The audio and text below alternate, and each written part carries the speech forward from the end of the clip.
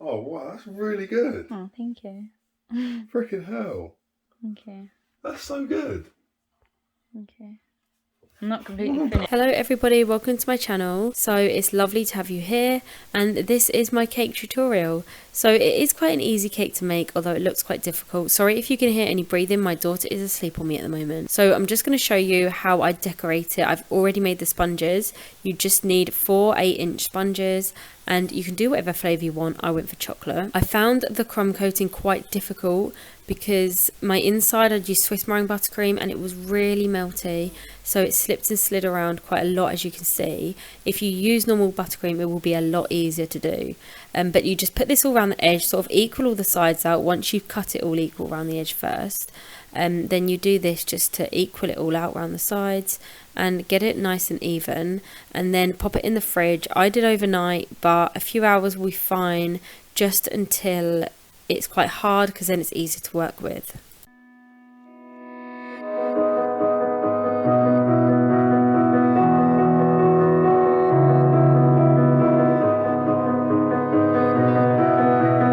Made some ice cubes for on top. You melt isomalt, then when they're melted you pour them into silicone molds and put them in the freezer, and it's like sugar stuff, and it makes these ice cubes which look fantastic and are really easy to make. But if you don't want to get into doing that, then you can just buy some glacier mints or something like that and just pop those on top instead. So next I rolled out all my sugar paste. I didn't colour this myself, I did buy it already brown just because it was so much easier, but I rolled it all out to my desired thickness, and I used some icing sugar spacers for that, which my mum bought me. She's a really good baker and they were super helpful, so I rolled them to the level of that. When you roll it, make sure you try and turn it just so you get an equal level along the whole layer of icing sugar. Next I measured my cake first, so measure the height of your cake so that you make sure that you're cutting the wood to the right height, and then when you cut the wood effect, make sure you cut it a bit taller just so you have room to cut it down, because if you make it too short then you can't make it longer. And then I made all the edges straight, and I found the best tool to use for that was a pizza cutter, and I also rolled it out a little bit thinner because I found it was quite thick and it probably would have been a little bit too thick to go on the cake.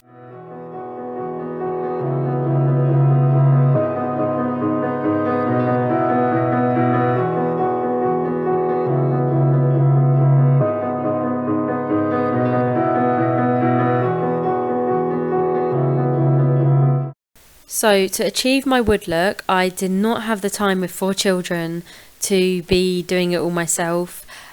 So I went on Amazon and I found these plastic stencils that you just literally roll straight over the sugar paste and it makes the print, and it looked lovely. So it was a 4-pack. It wasn't very expensive. I would say maybe around £10, but definitely worth getting rather than doing it yourself. And then once I'd done each print, I cut down. I made sure I measured it so I got the sizes right, and I cut down each one with my pizza cutter again, because that is definitely the best thing for cutting the sugar paste. And then I cut down all the edges to make sure they were completely straight before I stuck them all on the cake.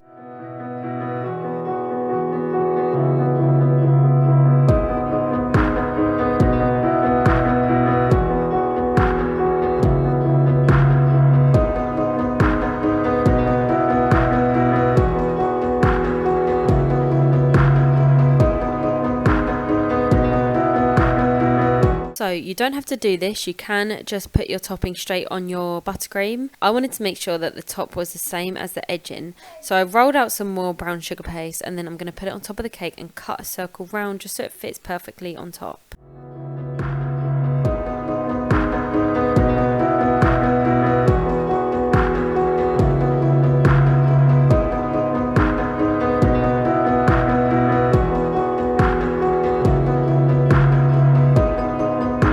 And now I really enjoyed this bit, so I bought some edible glue and I just stuck it on the back of my wood planks, and then I popped them on the side of the cake and cut it all around so they're all equal on the length.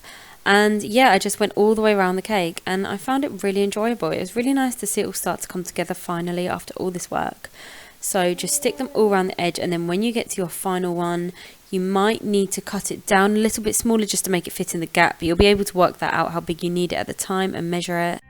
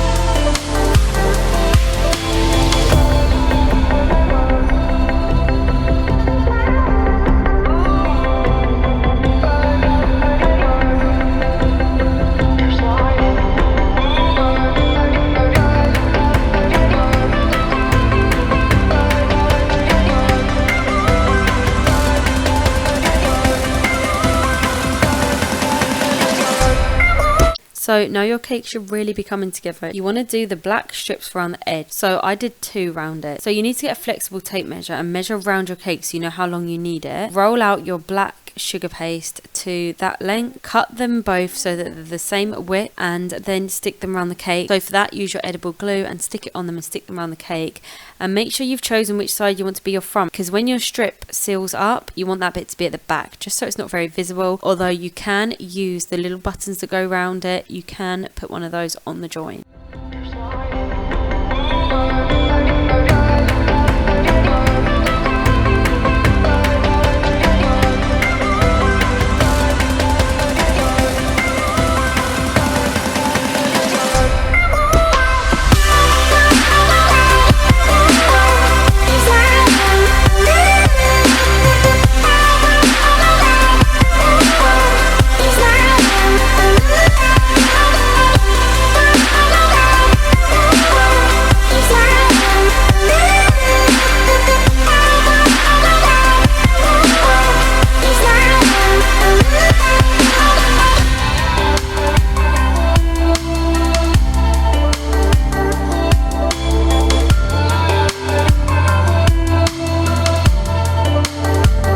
My ice cubes were now ready, so they went into the freezer, although they're not actually ice cubes. As I said, they are sugar, but they go into the freezer anyway just to harden, and they come out perfect, looking like ice cubes. I got all of those out of the silicone molds, and then I tried making the names. So I was doing this for my husband, and his name's Curtis, so I bought a alphabet strip and I put the icing sugar in it, but it was really tricky. I don't recommend getting one so small. Some of them got cut and it was really hard to do, but I put all my colour into that and I managed to get his name out.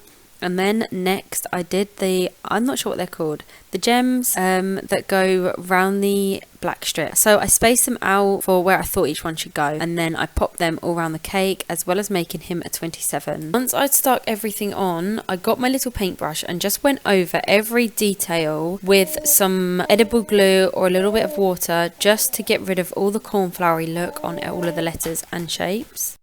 I need a second to take a breath, to keep me guessing with what you said. You're in my head. We're under pressure, we're sinking deep like stormy weather. Can't seem to breathe when you're with me.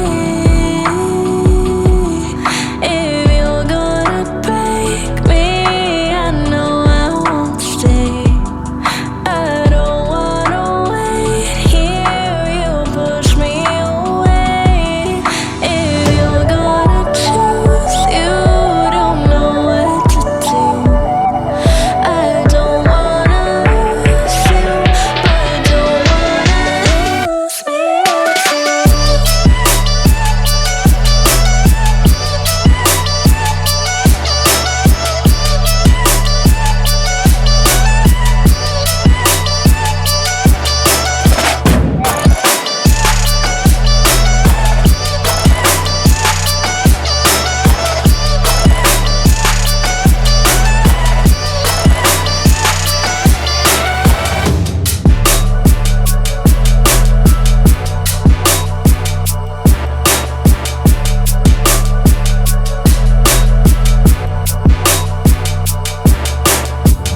So complicated, don't mess it up. Feeling frustrated, it ain't enough to fix a love.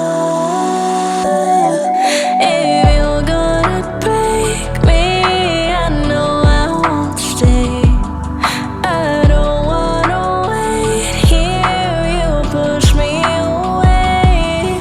If you're gonna choose, you don't know what to do. I don't wanna lose you, but don't wanna lose me too.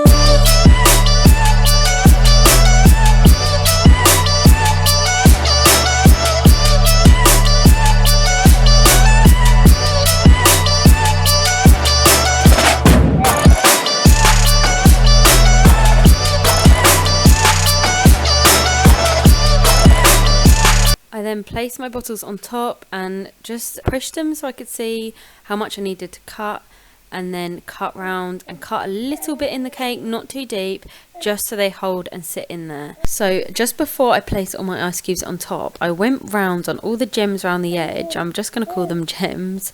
All the gems around the edge, and I got some brown food colouring and I painted them all so they've got a different colour to the rest of the cake. And I also painted some of the wood just to give it a bit of a more wood effect, so it's different colours. Most people would do this as a beer cake, but Curtis, although he does love beer, he was going through a real gin phase when I made this cake, so it was perfect. That's why I decided to go for that. Thank you so much for watching my video. If you have any questions, then please leave them in the comment section. I'm happy to answer anything or help you with absolutely anything. It isn't as hard as it looks, so do have a go at it. It's definitely worth making. It's so lovely when you see it turn out. But thank you for watching. Hopefully I will see you on my next videos. Oh, wow, that's really good. Oh, thank you. Freaking hell. Okay. That's so good. Okay. I'm not completely finished.